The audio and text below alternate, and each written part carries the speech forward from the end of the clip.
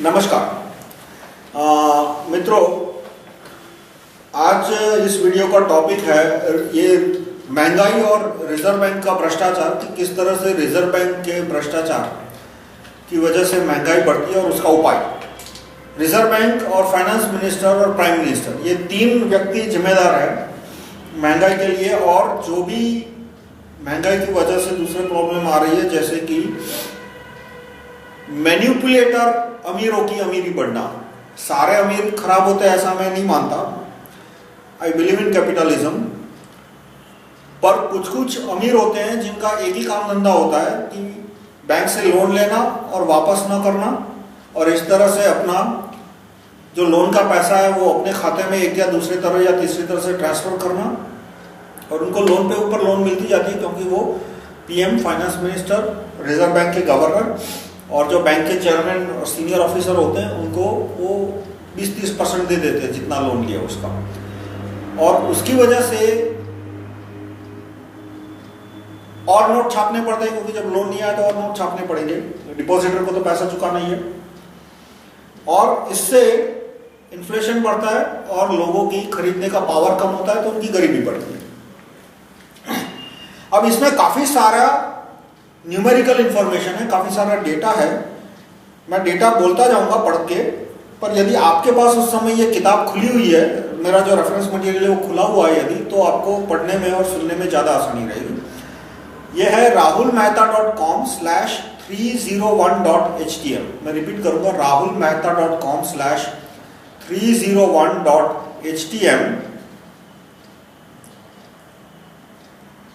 और उसमें है chapter 23, right to recall group proposals to improve RBI reduce inflation, की किस तरह से हम आरबीआई का भ्रष्टाचार कम कर सकते हैं, रिजर्व बैंक ऑफ इंडिया को सुधार सकते हैं, इन्फ्लेशन कम कर सकते हैं, और बैंकिंग सिस्टम का जो फंडामेंटल फ्लॉ है कि बैंक है वो हवा में से रुपया पैदा करता है और उस पर भी वो इंटरेस्ट चार्ज करता है, और उस फ्लॉ की वजह से परमानेंट एक सिस्टमिक क्राइसिस आती रहती है, वो कैसे हम कम कर सकते हैं, वो सारा मैंने चैप्टर 23 में दिया है, rahulmehta.com/301.htm के चैप्टर 23 में।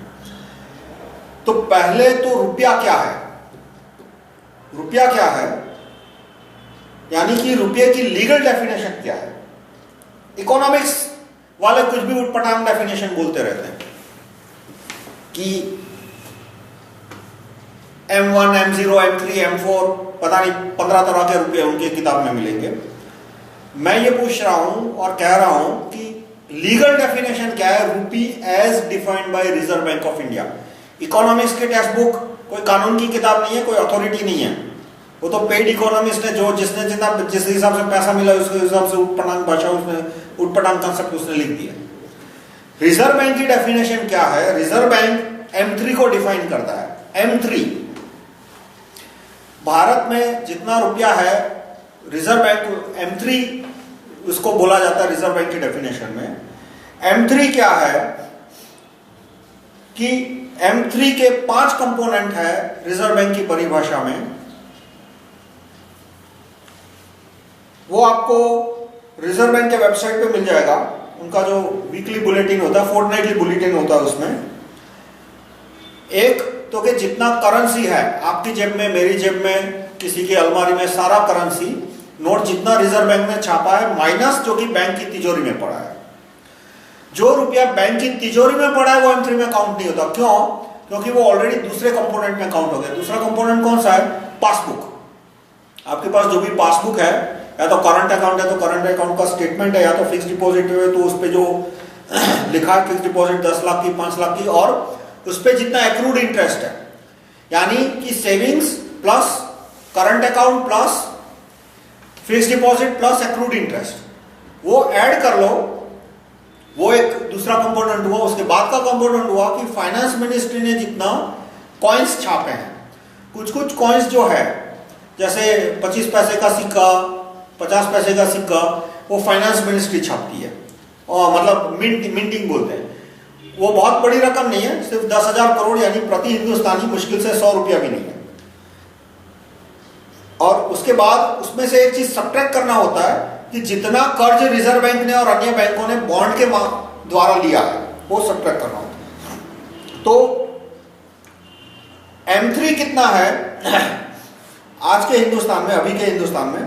मेरा जो इंफॉर्मेशन है वो थोड़ा सा पुराना है, अप्रैल 2010 का है, क्योंकि ये आर्टिकल मैंने अप्रैल 2010 में लिखा था। तो अप्रैल 1951 में प्रति हिंदुस्तानी M3 था 64 रुपीज। यानी सारे हिंदुस्तान का currency note, savings account, current account, fix deposit, उसके ऊपर एक्रूड इंटरेस्ट, सिक्के, सब मिला के उस समय की आबादी से डिवाइड करो। उस समय आबादी थी 36 करोड़। तो एक हिंदुस्तानी प्रति हिंदुस्तानी था 64 रुपीज। अप्रैल 2010 में प्रति हिंदुस्तानी कितना हो गया? 47,000 रुपीज। और आज कितना है? आज की तारीख में करीब 50,000 रुपया, 55,000 रुपया। यानी मनी सप्लाई पिछले 60 साल में कितना बढ़ा? पिछले 60 साल में 730 गुना, 730% नहीं, 730% हुआ 7 गुना, लेकिन मनी सप्लाई बढ़ा 730 गुना। और जीडीपी कितनी बढ़ी है? तो गवर्नमेंट ऑफ इंडिया का डेटा कहता है कि जीडीपी है वो 5 गुना बढ़ी है, 5.2 टाइम्स। 1951 के कंपैरिजन में और अप्रैल 2000 कंपैरिजन में पर कैपिटा जीडीपी बढ़ी है 5.2 टाइम्स और मनी सप्लाई बढ़ा है 730 गुना, और इसलिए दाम बढ़ गए करीब करीब 140 गुना। एक सीधा सा हिसाब होता है कि money supply growth divided by real GDP growth, उतना महंगाई बढ़ेगी एक या दूसरे या तीसरे तरीके से। कोई एक कॉमोडिटी का दाम 140 गुना नहीं बढ़ेगा तो किसी और चीज का दाम 140 गुना हो जाएगा। लेकिन मनी सप्लाई बढ़ा और जीडीपी ग्रोथ उससे कम बढ़ा तो आज नहीं तो कल महंगाई बढ़ेगी। तो इसमें, और ये एकमात्र कारण है, जो महंगाई है उसका एकमात्र कारण है कि रिजर्व बैंक M3 का सप्लाई बढ़ा रही है, मतलब मैन्युफैक्चरिंग M3। इकोनॉमिस्ट को बहुत गुस्सा आएगा यदि तुम बोलोगे कि M3 के लिए तुमने मैन्युफैक्चर शब्द क्यों इस्तेमाल किया। इश्यू शब्द यूज करो, क्रिएटेड शब्द यूज करना है, जो करो, पर मैन्युफैक्चरिंग शब्द मत यूज करो। और मैं आपसे को खास विनती करूंगा कि आप M3 और रुपये के लिए मैन्युफैक्चरिंग शब्द इस्तेमाल कीजिए कि भाई रिजर्व बैंक ने इतने रुपए का मैन्युफैक्चरिंग किया, या तो स्टेट बैंक ने इतने रुपए का मैन्युफैक्चरिंग किया, तो बैंक ऑफ बड़ौदा ने इतने रुपए का मैन्युफैक्चरिंग किया। क्रिएट या इश्यू शब्द मत यूज किए, क्योंकि एक आर्टिफिशियल कमोडिटी है। सारी चीजों को हम 2 चीज में डिवाइड कर सकते हैं कि सजीव वस्तु, जिसके लिए हम बर्थ शब्द इस्तेमाल करते हैं, जैसे कि ह्यूमन के लिए हम ये नहीं कहेंगे इतने मनुष्यों का उत्पादन हुआ, इतने कहेंगे इतने मनुष्यों का जन्म हुआ। और बाकी चीजों के लिए हमें मैन्युफैक्चर शब्द इस्तेमाल करना चाहिए, जैसे कि कैलकुलेटर है, मोबाइल फोन है, कोई कपड़ा है, तो उसके लिए हम हमेशा मैन्युफैक्चर शब्द इस्तेमाल करते हैं। और कोई चीज का इस्तेमाल करने की इकोनॉमिक्स में जरूरत ही नहीं है, बर्थ और मैन्युफैक्चरिंग, ये 2 ही चीजें काफी है। तो रुपया आर्टिफिशियल कमोडिटी है। जिस तरह से मोबाइल फोन है, कैलकुलेटर है, किताबें हैं, कपड़ा, इस तरह से रुपया आर्टिफिशियल एंटिटी है, इसलिए उसके लिए सिर्फ मैन्युफैक्चरिंग शब्द यूज होना चाहिए। तो कितना रुपया मैन्युफैक्चर किया रिजर्व बैंक ने? प्रति व्यक्ति 47,100 इतना रुपया मैन्युफैक्चर किया सारे बैंकों ने मिला के, रिजर्व बैंक और दूसरे बैंकों ने मिला के 1951 से लेकर अप्रैल 2010 के बीच।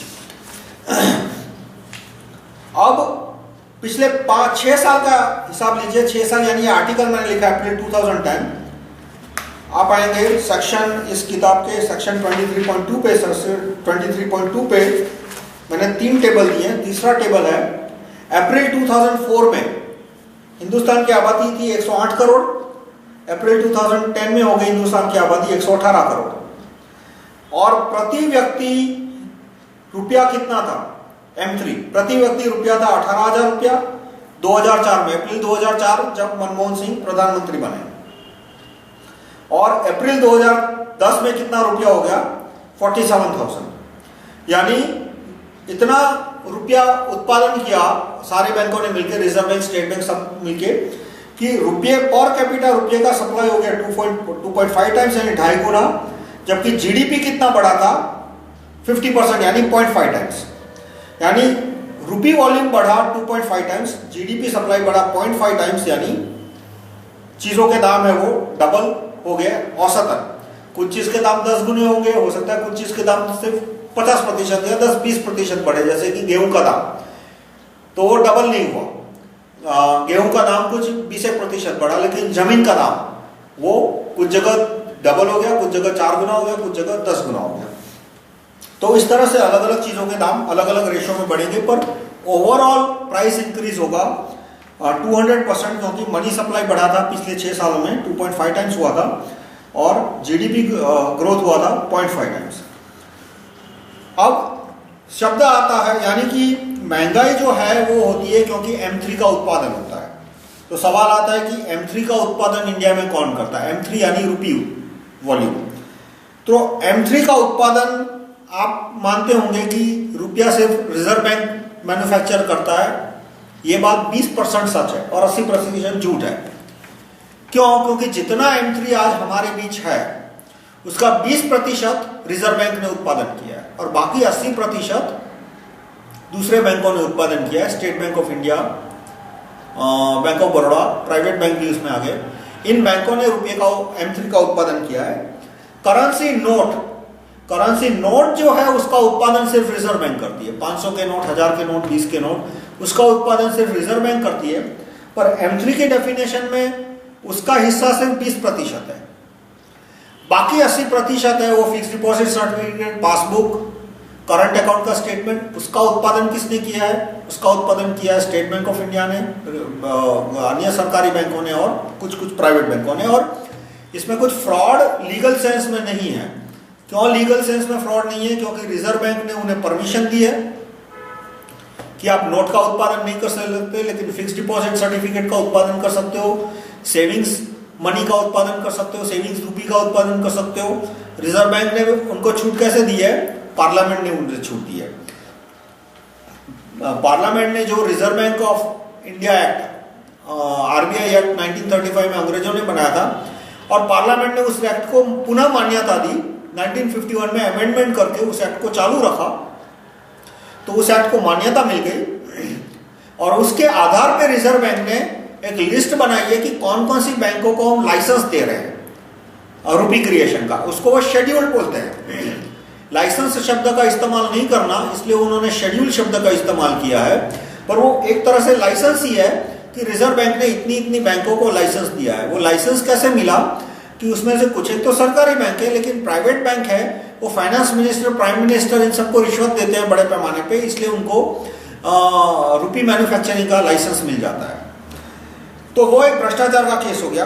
तो इसमें जो रुपये का उत्पादन कौन करता है, तो जो कहे कि भाई रुपये का उत्पादन सिर्फ रिजर्व बैंक करती है, तो मैं उसे कहूं कि आप रिजर्व बैंक का ही डेटा ले लीजिए। तो रिजर्व बैंक बोलते हैं कि प्रति हिंदुस्तानी, ये डेटा मैं आपको दे रहा हूं अप्रैल 2010 का, अप्रैल 2010 का डेटा। अप्रैल 2010 के डेटा की जो URL है रिजर्व बैंक के वेबसाइट पे जो आपको मिलेगी, वो मैंने अपने किताब के सेक्शन 23.2 में दी है। 23.2 में पहला जो टेबल है उसका थर्ड लिंक आप देखोगे तो अप्रैल 2010 का रिजर्व बैंक का ही डेटा आपको देगा, रिजर्व बैंक के वेबसाइट का पर। तो रिजर्व बैंक का डेटा कहता है कि प्रति हिंदुस्तानी 6400 रुपए का उत्पादन उसने किया था अप्रैल 2010 तक, और प्रति हिंदुस्तानी रुपया कितना था? 47,000 M3 पर इंडियन M3 था 47,000 और पर इंडियन रुपी करेंसी नोट 500 के नोट, 1000 के नोट सारे मिला के वो थे 6400 रुपया। यानी कि रिजर्व बैंक का वेबसाइट खुद कहता है, और इसमें आप फाइनेंस मिनिस्टर के कॉइन्स निकाल लीजिए तो प्रति हिंदुस्तानी हुआ 92 रुपीज, वो भी आप निकाल दीजिए। फिर rupee manufactured by RBI in form of deposit. RBI दो तरह से रुपए का उत्पादन करता है, एक तो करेंसी नोट छाप के, और कभी कभी कुछ बैंक ने मान लो पुराने नोट लौटा है और फिर रिजर्व बैंक उनको पूछती है कि भाई नए नोट चाहिए, और वो बैंक बोले कि अभी नहीं चाहिए, अभी हमारे पास सफिशिएंट है। तो रिजर्व बैंक सिर्फ उनके खाते में उतना पैसा ऐड कर देती है, उसको बोलते हैं डिपॉजिट इन RBI बुक। वो भी एक तरह का रुपया हो गया। जिस मिनट उसने बोला कि मुझे रुपया चाहिए, दूसरे दिन तीसरे दिन रिजर्व बैंक उसे 1000 के 500 के नोट छाप के दे देगी। तो वो होता है प्रति हिंदुस्तानी 3000 रुपया, यानी 6000 और 400 और 3000, यानी करीब करीब, और उसमें सिक्के मिला लो तो सब कुछ मिला के 9500 रुपया, इतना रुपया रिजर्व बैंक ने उत्पादन किया है प्रति हिंदुस्तानी अप्रैल 2010। और रिजर्व बैंक का दूसरा डेटा कहता है कि प्रति हिंदुस्तानी M3 कितना है, रुपया कितना है? 47,000। तो अब सवाल आता है 9,000 रिजर्व बैंक ने उत्पादन किया, कुल रुपया 47,000 है, तो बाकी का 36,000 किसने उत्पादन किया? किससे? कोई ना कोई एंटिटी तो होगी। रुपया एक आर्टिफिशियल वस्तु होती है, उस पे जिसने भी उत्पादन किया उसका नाम, फिर वो डिस्क्लोज करे ना करे वो अलग बात है, पर उसका नाम तो अटैच हो ही जाएगा कि किसके एक्शन से, किसकी एक्शन की वजह से ये 9,000 रुपया जो था, 9,500 रुपया जो था रिजर्व बैंक का, वो M3 47,000 बना। तो इसमें नाम आता अलग अलग बैंकों का, state bank of India, reserve Bank of Baroda, ये सारे जो PSU बैंक है और प्राइवेट बैंक है, वो मिला के उन्होंने मिला के 36,000 रुपए का उत्पादन किया। तब कोई कहेगा इसमें बुरी बात क्या है? स्टेट बैंक ऑफ इंडिया भी तो गवर्नमेंट बैंक है, भले उसने रुपये का उत्पादन किया, प्राइवेट बैंक है लेकिन उसने रिजर्व बैंक की लाइसेंस लेके किया है, रिजर्व बैंक का उस पर सुपरविजन है। इसमें प्रॉब्लम ये आती है कि रिजर्व बैंक जो पैसा उत्पादन करती है वो सीधा सरकार को जाता है, तो उस पर सरकार के घपले होते हैं, करप्शन होता है, पर कम से कम हमें पता लगता है कि भाई राजा ने ये घपला किया। भले सुप्रीम कोर्ट ने 3 साल तक एक्शन नहीं लिया, लेकिन जिस दिन घपला किया उस दिन हमें पता तो लग ही गया था, उसी दिन दूसरे दिन पता लग गया था कि राजा ने घपला किया। फिर इसी तरह से गवर्नमेंट के अंदर ट्रांसपेरेंसी है थोड़ी बहुत, उससे पता लग जाता है। लेकिन स्टेट बैंक ऑफ इंडिया या प्राइवेट बैंक जब रुपए का उत्पादन कैसे करती है, तो वो कैसे करती है? 2 तरीके हैं। एक तरीका है कि वो गवर्नमेंट को लोन पे देती है, गवर्नमेंट बॉन्ड खरीद के या दूसरे किसी तरीके से, और दूसरा तरीका है वो प्राइवेट कंपनी को लोन देती है। प्राइवेट कंपनी को लोन देती है, प्राइवेट इंडिविजुअल को लोन देती है, तो उसमें कुछ 1/3 हिस्सा जो है वो उन्होंने गवर्नमेंट को लोन पे दिया है बॉन्ड की तरह से, और बाकी 2/3 जो है वो प्राइवेट कंपनियों को दिया है। थोड़ा सा एस्टिमेट दूं तो प्रति हिंदुस्तानी जो मैंने आपको कहा कि 36,000 रुपए का उत्पादन किया है अन्य बैंकों ने, उसमें से कुछ 23,000 उन्होंने प्राइवेट बैंक कंपनियों को और प्राइवेट आदमियों को लोन देके उत्पादन किया, और बाकी कुछ 13,000 जितना उन्होंने सरकार को लोन पे दिया।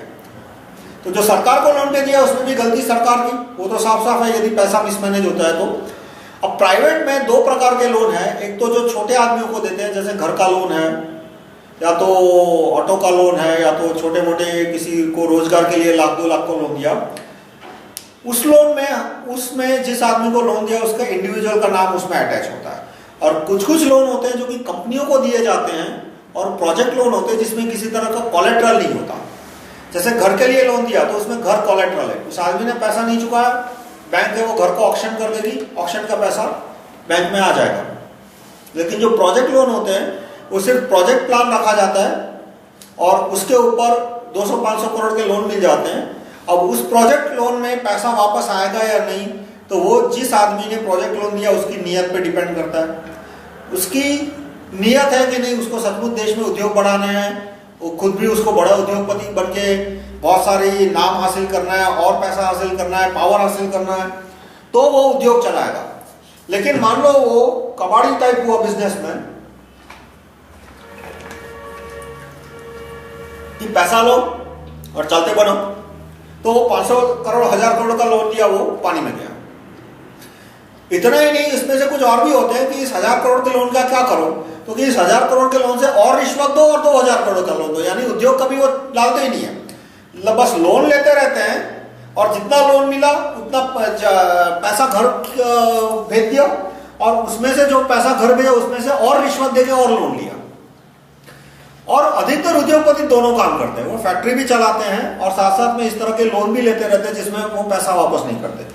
तो ये जो बिना कोलेट्रल का लोन दिया जाता है वो महंगाई की जड़ है। जो आदमी ने लोन लिया, उद्योग चलाया, लोन का पैसा वापस चुका दिया, उसे महंगाई नहीं बढ़ी। पर जिस आदमी ने लोन लिया, पैसा गायब कर दिया या तो घर ले गया, वो लोन वापस नहीं करेगा, तो जब डिपॉजिटर को तो पैसा चुकाना है, स्टेट बैंक हो या कोई भी बैंक हो, डिपॉजिटर को पैसा नहीं चुका तो बैंक डूब जाएगी, बैंक को बैंकरप्सी डिक्लेयर करनी पड़ेगी। इसलिए फिर नोट छापो या तो और M3 का उत्पादन करो, यानी जो आदमी लोन नहीं चुका रहा उसकी वजह से बड़े पैमाने पे M3 का उत्पादन होता है। फिर लोन चुकाने वाला, न चुकाने वाला कोई भी हो, वो बड़ा उद्योगपति हो या छोटा आदमी हो, लोन नहीं चुकाया यानी समझो कि उतना महंगाई पे असर पड़ेगा। पर अधिकतर लोन न चुकाने के किस्से होते हैं वो बड़े उद्योगपतियों के होते हैं, या तो प्रॉक्सी के द्वारा होते हैं। प्रॉक्सी के द्वारा कैसे होते हैं कि आपने 2-1 साल पहले अखबार में पढ़ा होगा कि सरकार ने 50,000 करोड़ के किसानों के ऋण माफ कर दिए। तो कागज पे ऐसा लगेगा कि इससे तो छोटे आदमियों ने लोन नहीं चुकाया, किसान वगैरह, पर असल में वो स्टेप किसके लिए किया गया था? वो ट्रैक्टर कंपनियों के लिए किया गया था। एक बहुत बड़ी ट्रैक्टर कंपनी है, नाम नहीं लूंगा क्योंकि मेरे पे डिफेमेशन का केस नाम शनाप हो जाएगा। उस ट्रैक्टर कंपनी ने फाइनेंस मिनिस्टर को रिश्वत दी थी कि आप ये किसानों के ट्रैक्टर के लोन माफ करवा दो। क्यों? क्योंकि यदि ट्रैक्टरों के लोन माफ नहीं किए होते तो बैंक है वो ट्रैक्टर ले लेती, ट्रैक्टर ऑक्शन कर देती, ऑक्शन कर देती तो ट्रैक्टर तो वापस वो किसान ले ही आता, या तो कोई और ले आता तो वो किसान को किराए पे देता। अंत में जो ट्रैक्टर इकोनॉमी है वो तो रहने वाला है, लेकिन नए ट्रैक्टर नहीं बिकते क्योंकि इतने सारे ट्रैक्टर सेकंड हैंड मार्केट में आ जाते हैं ऑक्शन के लिए कि उस कंपनी के एक भी नए ट्रैक्टर नहीं बिकते, तो उस कंपनी का मुनाफा कम हो जाता। यानी उस बड़ी कंपनी ने फाइनेंस मिनिस्टर, प्राइम मिनिस्टर वगैरह को रिश्वत दी, या तो सुपर प्राइम मिनिस्टर को, कि आप ये 50,000 करोड़ के ट्रैक्टर लोन और बहुत सारे किसानों के लोन है वो माफ करवाओ ताकि हमारे ट्रैक्टरों का उत्पादन चालू रहे। तो इनडायरेक्टली ये प्रॉक्सी हुआ कि फायदा हुआ था बड़े उद्योगपति के लिए, बस छोटे आदमी है वो उसके प्रॉक्सी बन गए। फिर इसी तरह से लोन दी जाती है छोटे आदमी को, लेकिन कब? जब वो ट्रैक्टर खरीदेगा तब। यानी फायदा किसको हुआ? ट्रैक्टर बनाने वाले को। तो ये इसी तरह, और जो प्रोजेक्ट लोन होते हैं वो 200-500 करोड़ के लोन बिना कोलेटरल दिए जाते हैं, वो तो सारे बड़े उद्योगपतियों को ही दिए जाते हैं। तो इस तरह से बहुत सारा पैसा सरकार का प्राइवेट में चला गया जब उस उद्योगपति ने लोन का पैसा वापस नहीं किया, और वो लोन का पैसा वापस ना आने की वजह से फिर डिपॉजिटर को पैसा चुकाना, इसलिए सरकार नोट छापती है। अब ये जो रुपये का उत्पादन है उससे कैसे को एक ईमानदार आदमी की वेल्थ कम होती है कि मान लो मेरे जेब में 100 रुपया है, आपके जेब में 100 रुपया है, और जिसके भी जेब में जितना भी रुपया है, किसके जेब में करोड़ है, किसी के जेब में 10 रुपया है, और सब मिला के हमारा पर पर्सन रुपया होता है 100 रुपया पर पर्सन। अब मान लो रिजर्व बैंक है वो 10,000 करोड़ रुपया छाप के किसी को दे देती है,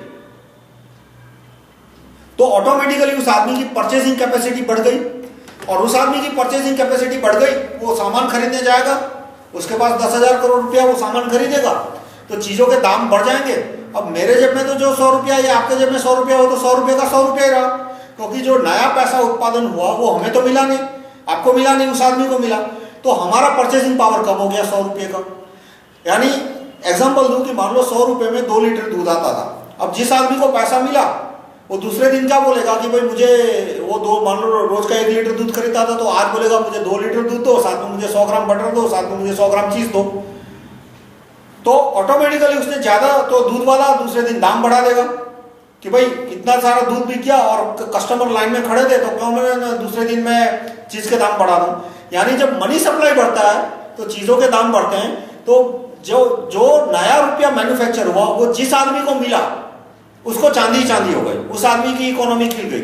लेकिन जिस आदमी को नया रुपये का जो उत्पादन हुआ, जो नए जिस आदमी को नहीं मिला, वो रिलेटिवली पहले जितना था उसकी कंपैरिजन में वो गरीब हो गया, कम अमीर हो गया या गरीब हो गया, जो भी बोलो।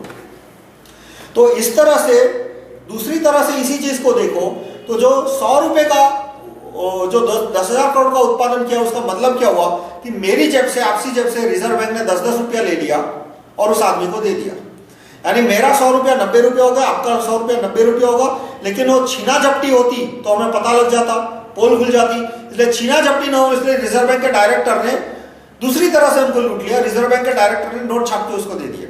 या तो स्टेट बैंक ऑफ इंडिया के चेयरमैन ने M3 क्रिएट किया, मतलब उसके पासबुक में लिख दिया कि जा भाई तेरे को हम 10,000 करोड़ का लोन दे रहे, भले ही फिर स्टेट बैंक के खाते में 10,000 कैश पड़ा हो या ना पड़ा हो। वो कानूनन, ये रिजर्व बैंक ने कानून बनाया है कि यदि स्टेट बैंक के पास 5,000 रुपया आता है तो वो किसी के पासबुक में 1 लाख रुपया का एंट्री कर सकती है इन फॉर्म ऑफ लोन। जिसने 5,000 जमा किया उसके खाते में तो 5,000 की एंट्री आई, और उसने 5,000 कैश जमा किया, बदले में स्टेट बैंक ऑफ इंडिया किसी और को खाते में 1 लाख रुपए का पासबुक एंट्री कर सकती है और बोल सकती है कि भाई तुम्हारे खाते में 1 लाख है। और वो प्रॉब्लम क्यों नहीं आता? क्योंकि वो आदमी कभी 1 लाख विड्रॉ करने नहीं आएगा। अधिकतर जो पैसा है वो चेक के थ्रू एक कंपनी से दूसरी कंपनी या एक आदमी के दूसरे कंपनी के थ्रू घूमता रहता है। बहुत कम लोग होते हैं जो कि कैश विड्रॉ मतलब कैश विड्रॉ करने जाते हैं इतने बड़े पैमाने पे कि स्टेट बैंक ऑफ इंडिया की तिजोरी खाली होने को आए। तो इस वजह से स्टेट बैंक ऑफ इंडिया ने 1 लाख रुपया छाप दिया किसी के अकाउंट पे या 100 करोड़ रुपया छाप दिया, उसकी वजह से भी महंगाई बढ़ेगी। और रिजर्व बैंक ने नोट छापे तो भी महंगाई बढ़ेगी, क्योंकि मार्केट के अंदर देखो, मार्केट के अंदर स्टेट बैंक ऑफ इंडिया का रुपया और रिजर्व बैंक के रुपया की एक ही कीमत है। मार्केट इसको देखता ही नहीं है कि स्टेट बैंक का रुपया है वो कम कीमत का, रिजर्व बैंक ऑफ रुपया का अलग अलग कीमत है, दोनों की सेम कीमत है। फिर ये बात अलग है कि मान लो आप सब्जी खरीदने जाओगे तो वो आपका चेक नहीं लेगा, वहां पे वो कैश मांगेगा, तो चलो सब्जी वाला के वहां आरबीआई नोट की वैल्यू है, कैश की वैल्यू नहीं है। लेकिन कुछ ईमानदार बिल्डर है जो कि 100% चेक से ही लेते हैं, वो कैश लेते ही नहीं है, 5,000 रुपया भी कैश नहीं लेते, 20 लाख का मकान हो या 1 करोड़ का मकान हो। कुछ ईमानदार लोग होते हैं जो 5,000 रुपया भी कैश नहीं लेते, वो यही बोलते हैं कि भाई सारा का सारा पैसा दे दो, तो वहां आपके आरबीआई के नोट काम नहीं आएगा, आपको स्टेट बैंक ऑफ इंडिया का ही नोट काम आएगा। पर ये स्टेट बैंक ऑफ इंडिया का पासबुक एंट्री काम आएगा किसी और बैंक का, पर ये दोनों फ्रीली कन्वर्टेबल है। 1-2 दिन की देर लगेगी। मान लो सब्जी वाले ने आपको बोला कि भाई मैं स्टेट बैंक ऑफ चेक नहीं लूंगा, तो क्या आप एटीएम जाके पैसा निकाल के उसको दे दो, तो ठीक है 2-3 घंटे लगे, पर इकोनॉमिक पॉइंट ऑफ व्यू से तो दोनों कन्वर्टेबल है। आपके पास 20 लाख रुपए का आरबीआई का नोट है, मतलब हजार के नोट है, बिल्डर बना करता है, तो बैंक में डाल के उसका चेक बना के ले लो। यदि व्हाइट मनी है तो, ब्लैक मनी है तो अलग बात होगी, पर आपके पास यदि व्हाइट मनी है तो बैंक में डाल के आपने चेक निकाल के उसको या ड्राफ्ट निकाल के उसको दे दिया, तो ये पूरा कन्वर्टेबल मनी है। फिर इकोनॉमिक्स में एक कंसेप्ट आता है कि भाई स्टेट बैंक ऑफ इंडिया के सारे लोग यदि नोट मांगने जाएंगे तो क्या होगा, तो पहले तो ये होगा क्यों नहीं, क्योंकि स्टेट बैंक ऑफ इंडिया भी सरकार की बैंक है ना। Reserve Bank of India Bharat सरकार की, state bank of India Bharat सरकार की, bank of India, bank of Baroda Bharat सरकार की, विजया बैंक भारत सरकार की। एक रिजर्व बैंक को आप राइट जेब मान लो, तो state bank of India Vijaya bank वो गवर्नमेंट की लेफ्ट जेब है। तो ऐसा तो नहीं होगा कि लेफ्ट जेब पैसा में खत्म हो गया और राइट जेब में पैसा पड़ा है। यदि स्टेट बैंक ऑफ इंडिया के पास नोट खत्म हो जाते हैं तो स्टेट बैंक के पास पावर है कि वो रिजर्व बैंक से रुपया मांगे। रिजर्व बैंक के पास पावर है कि वो स्टेट बैंक के बॉन्ड खरीद के स्टेट बैंक ऑफ इंडिया को जितने नोट चाहिए उतने दे दे। 1000 के, 10,000 के, 10,000 के नोट नहीं है, पर रिजर्व बैंक को छापना हो तो 10,000 के भी छाप सकती है, लाख के भी छाप सकती है, कोई पाबंदी नहीं है उसके ऊपर। वो कल मान लो 1 करोड़ का नोट छापना चाहती है तो रिजर्व बैंक है उसको सिर्फ फाइनेंस मिनिस्ट्री से अप्रूवल लेना पड़ेगा कि भाई मेरे को नोट कम पड़ रहे हैं, 1 करोड़ का नोट छापने दो। आधे घंटे का काम है, यदि फाइनेंस मिनिस्टर ने अप्रूव कर दिया तो करोड़ का नोट भी छाप सकती है। यानी स्टेट बैंक ऑफ इंडिया कभी खाली नहीं होने वाला, क्योंकि रिजर्व बैंक के पास पावर है कि वो अनलिमिटेड नोट छाप के स्टेट बैंक ऑफ इंडिया को जरूर पड़ने पे दे सकती है। यानी मार्केट के अंदर और प्रैक्टिकल पॉइंट ऑफ व्यू से स्टेट बैंक ऑफ इंडिया के रुपये और रिजर्व बैंक के रुपये के बीच में कोई तफावत ही नहीं है, कोई कंपैरिजन, कोई डिफरेंस नहीं है। तो ये मैंने समस्या का वर्णन किया कि महंगाई क्यों बढ़ती है, क्योंकि reserve Bank of India, state bank of India रुपया मैन्युफैक्चर करते हैं, M3 मैन्युफैक्चर करते हैं। और M3 क्यों मैन्युफैक्चर करना पड़ता है, क्योंकि बहुत सारे उद्योगपति है जो कि लोन ले जाते हैं और पैसा वापस नहीं करते, उन्हीं की वजह से इतना सारा रुपया मैन्युफैक्चर करना पड़ता है। जो इकोनॉमिस्ट कहते हैं कि पॉपुलेशन बढ़ी इसलिए रुपये मैन्युफैक्चर किया, ये 90% झूठ है, 10% सच है। 10% सच क्यों, क्योंकि पॉपुलेशन बढ़ी है 2% और मनी सप्लाई बढ़ा है per year 20% on an average. पिछले 10 साल का एवरेज बता रहा हूँ, पिछले 10 साल में पॉपुलेशन ग्रोथ हुआ है कुछ 1 to 2% और मनी सप्लाई 2%, और मनी सप्लाई बढ़ा है अबाउट 20%। तो यदि पॉपुलेशन ग्रोथ की वजह से पैसा छापना पड़ता तो 2% छापना पड़ता। फिर दूसरा झूठ ये लोग बोलते हैं कि भाई जीडीपी बढ़ी इसलिए छापना पड़ा, तो भाई जीडीपी बढ़ी 7% और मनी सप्लाई बढ़ा 20%, तो ये कुछ 60% झूठ हो गया। यदि जीडीपी के बढ़ने से मनी सप्लाई बढ़ाया है तो जीडीपी से मनी सप्लाई से 7% बढ़ना चाहिए था, 8% बढ़ना चाहिए था। तो नोट छापने का सबसे बड़ा कारण ये होता है कि जो लोग लोन ले जाते हैं, बहुत सारे उद्योगपति है, वो पैसा वापस नहीं करते, और वो जो पूरा पैसा है वो पीएम से लेके PM, finance minister, reserve bank के डायरेक्टर, रिजर्व बैंक के डेप्यूटी डायरेक्टर और फिर स्टेट बैंक ऑफ इंडिया के चेयरमैन, अलग अलग बैंकों के चेयरमैन, इन लोगों में रिश्वत के तौर पे बढ़ जाता है। तो ये हुई समस्या। उपाय जो मैं प्रपोज कर रहा हूं वो है right to recall Reserve Bank of India governor. देखो ये जो नोट छप रहे हैं वो रिजर्व बैंक ऑफ गवर्नर के सिग्नेचर के बिना नहीं छप सकते। रिजर्व बैंक ऑफ इंडिया का गवर्नर, आरबीआई गवर्नर जब बोलेगा कि नोट छापो तभी नोट छपते हैं। यानी यदि नोट छपने का सिलसिला कम करना हो नागरिकों को, तो नागरिकों की आरबीआई गवर्नर के ऊपर लगान होनी चाहिए। आरबीआई के गवर्नर में डर होना चाहिए कि भाई उसने बहुत ज्यादा नोट छापे तो नागरिक उसको नौकरी से निकाल देंगे। इसलिए right to recall RBI governor, वो मैंने प्रोसीजर डिस्क्राइब किए 23.8।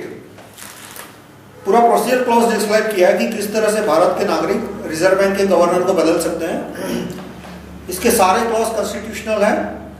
मैंने बहुत सारे वकीलों को दिखाया, उन्होंने गलती ढूंढने की बहुत कोशिश की, उनको कोई गलती नहीं मिली, इसलिए अब वो बोलते हैं कि ये कानून उन्होंने पढ़ा ही नहीं है, क्योंकि वो बोलेंगे कि पढ़ा है तो फिक्स में आ जाएंगे कि भाई पढ़ा है तो बताओ क्या गलती है इसमें, क्या अनकॉन्स्टिट्यूशनल है। इसलिए वो दो बात आपको कहेंगे कि एक तो right to recall RBI governor unconstitutional है, और जब आप उनसे पूछोगे कि भाई बताओ इसका कौन सा आर्टिकल, कौन सा क्लॉज अनकॉन्स्टिट्यूशनल है, तो वो बोलेगा कि ये कानून मैंने पढ़ा ही नहीं है। बिना पढ़े उन्होंने बोल दिया कि अनकॉन्स्टिट्यूशनल है। उसके बाद right to recall SBI chairman. SBI वो सरकार का दूसरा हाथ है बैंकिंग सिस्टम में। एक हाथ है रिजर्व बैंक ऑफ इंडिया जो कि हाई लेवल ऑपरेशन करता है, और जो रिटेल लेवल के और मिडिल लेवल के ऑपरेशन करता है गवर्नमेंट के, वो एसबीआई। तो right to recall SBI chairman, इससे ये दूसरा सॉल्यूशन है। अब जो बेसिक प्रॉब्लम आता है बैंकिंग सिस्टम का कि धड़ाधड़ नोट छापते हैं या तो M3 मैन्युफैक्चर करते हैं, फिर वो आरबीआई या एसबीआई, उसका उपाय क्या है? तो कुछ लोग उसका उपाय बोलते हैं कि सोने को करेंसी कर देना चाहिए। मैं उसको नहीं मानता। क्यों नहीं मानता? क्योंकि सोना है वो दूसरा देश आके लूट सकता है, और यदि दूसरे देश ने आके सोना लूट लिया तो इकोनॉमी बंद हो जाएगी। तो जबकि ये जो वर्चुअल करेंसी है उसका फायदा क्या है कि दूसरा देश उसे लूट नहीं सकता। दूसरा भी सोने का प्रॉब्लम है कि सोना यदि मैं अपने पास रखूंगा तो मुझे ट्रांसफर करने में प्रॉब्लम होगी। मान लो मुझे दिल्ली चेक भेजना है, तो आज मैं दिल्ली चेक कैसे भेजता हूँ? मैंने चेक भेज दिया, वो जब दिल्ली में जमा करेगा तो मेरे खाते में से उसके खाते में पैसा ट्रांसफर हो जाएगा। लेकिन सोना यदि इंडिविजुअल के पास है तो मुझे सोना उसको फिजिकली भेजना पड़ेगा, और यदि मुझे बैंक के जरिए भेजना है चेक के लिए तो मुझे सोना बैंक में रखना पड़ेगा। तो प्रॉब्लम वही है कि कल बैंक वाला यदि सारा सोना लेके भाग गया तो। आज क्या है कि वर्चुअल करेंसी को भागना इतना आसान नहीं है, क्योंकि यदि करेंसी पूरी बुक्स पे है और सिर्फ 20% करेंसी नोट में है तो कोई नोट लेके भाग सकता है। यह प्रॉब्लम है कि नोट लेके भाग सकता है, लेकिन वर्चुअल करेंसी को कोई गायब नहीं कर सकता। मतलब उसने यदि मेरे खाते में से उसके खाते में ट्रांसफर करने की कोशिश की तो कर देगा, लेकिन पकड़ा जाएगा तुरंत कि किस आदमी ने ये की, और वो रिवर्स भी हो सकता है। वो जो ट्रांजैक्शन है वो रिवर्स भी हो सकता है। जबकि कोई सोना लेके भाग गया तो उसको रिवर्स करना आसान है, बहुत ही मुश्किल है या तो नामुमकिन है। मान लो वो देश छोड़ के भाग जाता है तो कैसे उससे सोना वापस लोगे? तो बैंकिंग सिस्टम का एक फंडामेंटल प्रॉब्लम यह है कि सोना मैं अपने पास रखूं या बैंक के अंदर रखूं। यदि बैंक के अंदर रखूं तो वही प्रॉब्लम आएगी कि यदि बैंक वाला लूट के ले गया या तो देश छोड़ के भाग गया सारा सोना लेके, तो क्या होगा? इसलिए मैं वर्चुअल करेंसी को सपोर्ट करता हूं। पर वर्चुअल करेंसी का प्रॉब्लम आज ये है कि रिजर्व बैंक ऑफ इंडिया मन चाहे उतने नोट छाप देती है, स्टेट बैंक ऑफ इंडिया मन चाहे उतना M3 क्रिएट कर देती है, मतलब परमिशन के साथ, लेकिन करती है उसे महंगाई तो बढ़ती है। तो उसके लिए मैंने ये सेक्शन 23.9 में मैंने बताया कि किस तरह से हम डिपॉजिट और लैंडिंग सिस्टम जो है उसमें चेंज ला सकते हैं। तो क्या क्या मैंने जो प्रपोजल दिया है वो सिटीजन्स रूपी सिस्टम। अभी जो है वो क्या है, इलीट मैंस रूपी सिस्टम है। इलीट मैंस रूपी सिस्टम यानी रिजर्व बैंक का डायरेक्टर तय करता है या तो एसबीआई का चेयरमैन तय करता है कि कितने नोट छपेंगे वगैरह, और उनकी मिली भगत होती है। वो अंदर पैसा, नया पैसा जो आता है वो अंदर बांट लेते हैं। सिटीजन रूपी सिस्टम में फर्क क्या है मैं बताता हूं कि स्टेट बैंक ऑफ इंडिया और आरबीआई के सिवा जितने भी बैंक है, बैंक ऑफ बड़ौदा, वो रुपये का M3 का उत्पादन नहीं करेंगे। M3 का उत्पादन आरबीआई और सिर्फ आरबीआई करेगी। ये पहला है, 100% मनी भी बोल सकते हो उसको। उसके बाद आरबीआई रुपये का उत्पादन तभी करेगी जब मिनिमम 51% सिटीजन ने उसको अप्रूव किया। यानी कि रिजर्व बैंक का चेयरमैन है वो प्रपोजल रखेगा कि भाई मैं इतने रुपये का उत्पादन करूंगा। मान लो उसने प्रपोजल रखे कि मैं 2 लाख करोड़ का उत्पादन करूंगा, और उसने फिर वो प्लान रखेगा कि 2 लाख करोड़ में से इतना पैसा इसको जाएगा, इतना पैसा इसको जाएगा, इतना पैसा इसको जाएगा, इस डिपार्टमेंट को जाएगा, इस डिपार्टमेंट को जाएगा वगैरह। और यदि 51% लोग उसको पटवारी की कचहरी में जाके या एसएमएस से या एटीएम से अप्रूव करते हैं तो ही वो प्लान पास होगा और उतने रुपये का उत्पादन होगा। तो फर्क क्या है कि आज गिने चुने लोग, पीएम फाइनेंस मिनिस्टर और जो लोबिया, रिजर्व बैंक का गवर्नर और जो लोबिया उनको रिश्वत देती है, या तो जो लोबिया उनको कंट्रोल करती है मीडिया के द्वारा, या तो जुडिशरी के द्वारा उन लॉबियों के आधार पे उनको नोट छापने के डिसीजन लेने पड़ते हैं। जबकि मैंने जो सिस्टम प्रपोज की उसमें उन लॉबियों का कोई रोल नहीं रहेगा, क्योंकि वो लॉबियाँ 51% पॉपुलेशन को तो दबा नहीं सकती। इसमें रुपया पैदा करने की ताकत है, जो डिसीजन मेकिंग अथॉरिटी है वो नागरिक हो जाते हैं। और नागरिक है, रिजर्व बैंक का गवर्नर प्लान रखेगा, नागरिक है वो एटीएम या एसएमएस या पटवारी की कचहरी में जाके यस नो रजिस्टर करके अप्रूवल देगा, और किसी भी दिन वो अप्रूवल चेंज भी कर सकता है। और यदि 51% लोगों का अप्रूवल आता है तो नए नोट छपेंगे और M3 का सप्लाई बढ़ेगा। तो इससे ऑटोमेटिकली महंगाई कंट्रोल में आ जाएगी। अब दूसरा जो प्रॉब्लम है कि लोन ले जाते हैं और लोन देते नहीं है, तो उसका मैंने ये प्रपोजल्स दिया है कि सरकार लोन कुछ एक कैटेगरी में डायरेक्टली इंडिविजुअल को देगी, जैसे एजुकेशन लोन है, हाउसिंग लोन है, वो सीधा इंडिविजुअल को देगी। और उसमें 95% केस में लोन वापस आ जाते हैं, एजुकेशन लोन अधिकतर वापस आ जाते हैं, हाउसिंग लोन भी अधिकतर वापस आ जाते हैं। अब क्वेश्चन आता है कि भाई किसी को 100 करोड़ की लोन चाहिए, उसको उद्योग स्थापित करना है, तो उसमें मैंने नियम प्रपोज किया है कि जिस आदमी को 100 करोड़ का लोन चाहिए तो पर पर्सन सरकार सिर्फ 5 लाख का लोन देगी, और जिस आदमी को 1 करोड़ का लोन चाहिए वो 20 गारंटर लेके आए, 20 गारंटर आ जाएंगे, सरकार उसको 1 करोड़ का लोन दे देगी। किसी को 100 करोड़ का लोन चाहिए तो वो 2000 गारंटर ले आए, 2000 गारंटर ले आए, सरकार उसको 100 करोड़ का लोन देगी। यानी पर पर्सन एक सीमा मैंने प्रपोज की है 5 लाख की, कि पर पर्सन 5 लाख की लोन मिलेगी, और वो तभी जब उस आदमी के पास मिनिमम 4 लाख का फिक्स डिपॉजिट है। तो वो 4 लाख का फिक्स डिपॉजिट है, वो एक तरह का श्योरिटी बन जाएगा, और सामने सरकार जिस आदमी को 100 करोड़ का लोन देंगे उसको दे देंगे, और जो इंटरेस्ट है सरकार अपना एक इंटरेस्ट रेट तय करेगी 8%, और बाकी जो भी प्रीमियम है श्योरिटी के लिए वो श्योरिटी देने वाला और इंडस्ट्री वो तय करेंगे। तो इसके द्वारा बिना किए हुए लोन नहीं जाएंगे। अब तो इसके द्वारा ये सारे समस्या जो मैंने आपको बताई वो सॉल्व हो सकती है। अब कुछ एक गलतफहमियां जो है लोगों को बैंकिंग सिस्टम के बारे में, कुछ लोग बोलते हैं कि भाई रिजर्व बैंक तो तभी नोट छापेगी जब उसके पास सोना होगा, तो क्या चिंता है रिजर्व बैंक ने नोट छापे, सोना था उसके पास। भाई मैं कहूंगा कि आपके जो इकोनॉमिक्स के प्रोफेसर हैं, या तो आप जो भी इकोनॉमिक्स का कॉलम पढ़ते हो अखबार में, वो सर से पांव तक बिका हुआ आदमी है कि उसने आपको यह भी नहीं बताया कि गोल्ड रिजर्वेशन का जो लॉ है वो 1951 में ऑफिशियली अबॉलिश हो गया था। मैं आंकड़े के तौर पे कहूं तो आज प्रति हिंदुस्तानी 9,000 रुपए का करेंसी नोट छापे हैं रिजर्व बैंक ने प्रति हिंदुस्तानी, और रिजर्व बैंक के पास सोना कितना है प्रति हिंदुस्तानी, सिर्फ 1,000 रुपया। रिजर्व बैंक के वेबसाइट पे पहले पेज पे मैंने जो यहाँ पे डॉक्यूमेंट दिया है सेक्शन 23.2 में, सेक्शन 23.3 में मैंने यूआरएल दिया, उसमें से 2 यूआरएल है वो रिजर्व बैंक के डॉक्यूमेंट पे ही आपको ले जाएंगे। उस डॉक्यूमेंट में आप टेबल नंबर 1 देखोगे, वो आपको बताएगा कि कितने करेंसी नोट है। टेबल नंबर 2 में आप देखोगे कि रिजर्व बैंक के पास कितना सोना है। थोड़ा सा कैलकुलेशन करना पड़ेगा, सोने को जो भी पर तोला भाव है वो लगा के आप देख लीजिए कितना कन्वर्जन होता है, आपको पता लग जाएगा कि जितने करेंसी नोट है उसका 1/10 ही सोना रिजर्व बैंक के पास है। मतलब ये गोल्ड लॉ वो 1942 में कमजोर हो गया, सेकंड वर्ल्ड वॉर की वजह से रिजर्व बैंक ने नोट छापने शुरू कर दिए थे, सोना नहीं था तो भी, और 1951 में ऑफिशियली अबॉलिश हो गया। अब रिजर्व बैंक के कानून क्या है कि वो उतने नोट छापेगी जितना उसके पास गोल्ड प्लस फॉरेन करेंसी होगा। फॉरेन करेंसी को वो रिजर्व मानते हैं, वो क्यों? क्योंकि रिजर्व बैंक है वो हमारी गुलामी कायम रखने की एक संस्था है।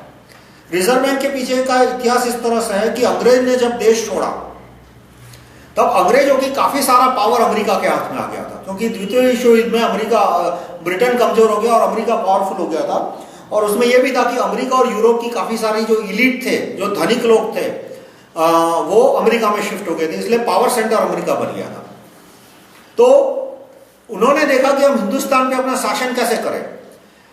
हिंदुस्तान तो छोड़ के जाना पड़ेगा क्योंकि नेवी का विद्रोह हुआ था और सुभाष चंद्र बोस जीवित थे, ऐसी मान्यता थी। कुछ लोग मानते थे कि मर गए हैं, कुछ लोग मानते थे कि वो जीवित थे, लेकिन तय नहीं था, कोई सबूत नहीं था कि सुभाष चंद्र बोस की मृत्यु हो चुकी है। और एक शंका थी कि सुभाष चंद्र बोस भारत में आके बड़े पैमाने पे सेना के अंदर विद्रोह करा सकते। ये उस समय की कुछ मान्यताएं थी, इसलिए अंग्रेजों को लगा कि अब भारत छोड़ना पड़ेगा ऑफिशियली, तो किसके द्वारा हम अपना शासन भारत में करें। तो दो तीन ऑप्शन थे कि कांग्रेस के द्वारा। तो कांग्रेस में उनके टॉप लेवल पे बहुत सारे एजेंट थे, जैसे जवाहरलाल गाजी और दुरात्मा गांधी, ये सब अंग्रेजों के ही चमचे थे।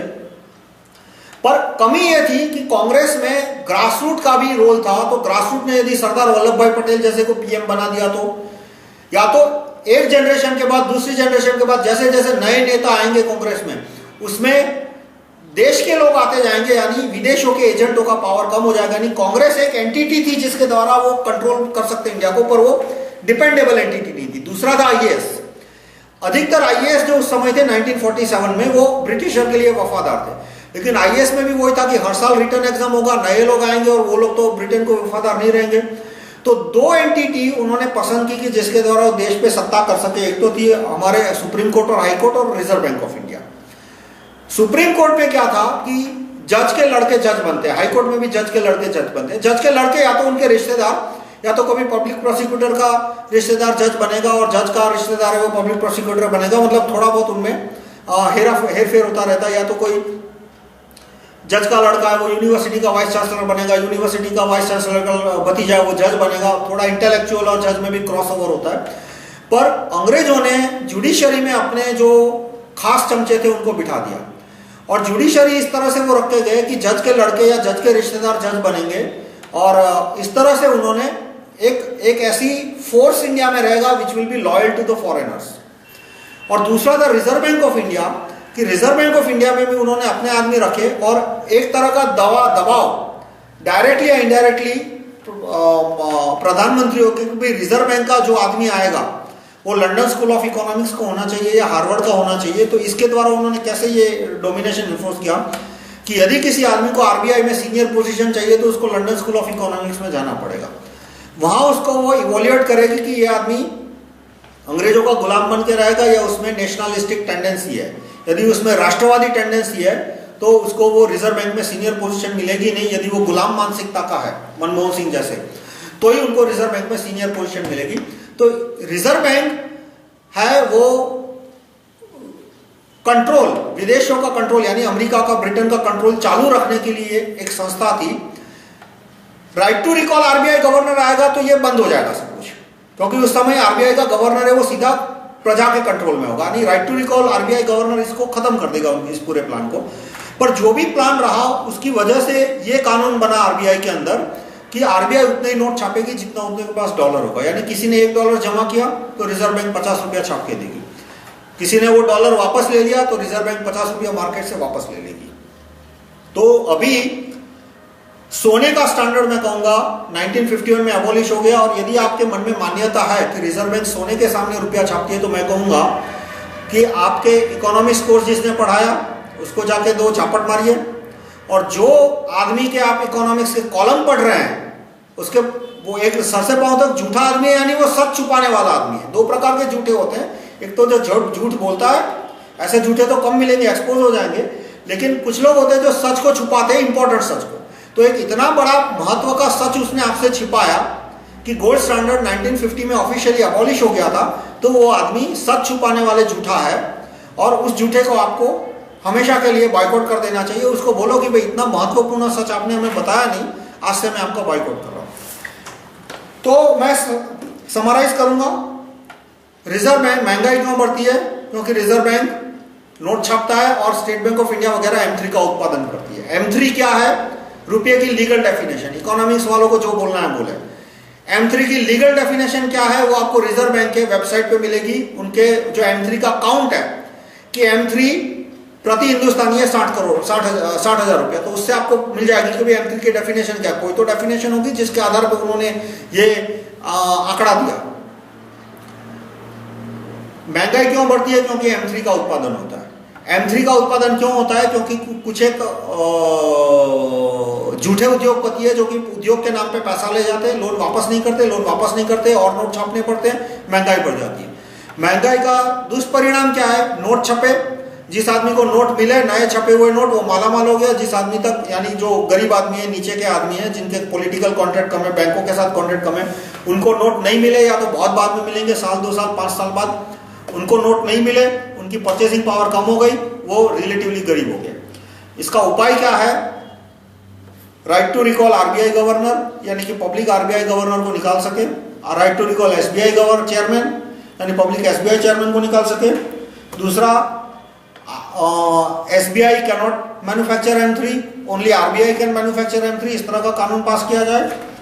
और आरबीआई मैन्युफैक्चर कब करेगा नए M3 का? सिटीजन के अप्रूवल के बाद, यानी 51% पॉपुलेशन अप्रूव करेगी, उसके बाद ही नोट छपेंगे। और ये कोई महंगा काम नहीं है। पिछले साल M3 सप्लाई बढ़ा था कुछ 7 लाख करोड़, 7 लाख करोड़ M3 सप्लाई बढ़ा था। यदि हर एक आदमी पटवारी की कचहरी में जाके यस नो करता है तो खर्चा कितना आएगा? पूरे देश का खर्चा आएगा 200 करोड़। तो कहां 7 लाख करोड़ का 200 करोड़?